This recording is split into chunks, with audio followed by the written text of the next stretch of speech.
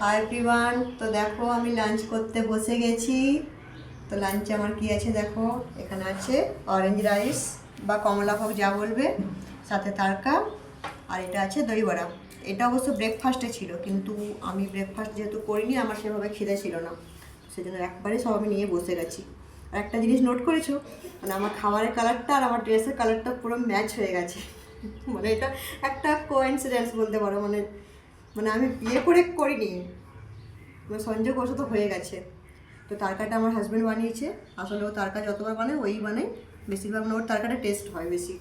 আর এটা আমি বানিয়েছি, আর দই বড়াটা আমি বানিয়েছি। তো বাড়ির সবাই খেয়েছে, অবশ্য বলেছে ভালো হয়েছে। এবার জানি না কেমন হয়েছে।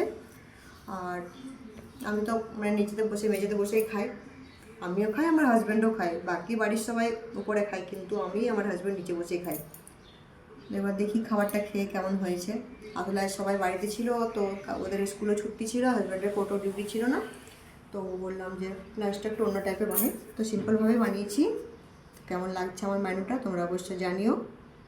আমার অবশ্য খুব খিদে পেয়ে গেছে, বাড়ির সবারই খাওয়া দাওয়া হয়ে গেছে, শুধু আমি বাকি ছিলাম।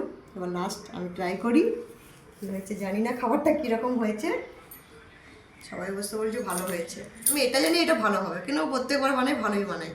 আর নিজের উপরে আমার কনফিডেন্স নেই, সেজন্য আমি জানি না কেমন হয়েছে। এবার খাবো, তারপরে বলতে পারবো কী হয়েছে না হয়েছে। এখন কেমন, এই পর্যন্ত। তোমরা সবাই ভালো থেকো,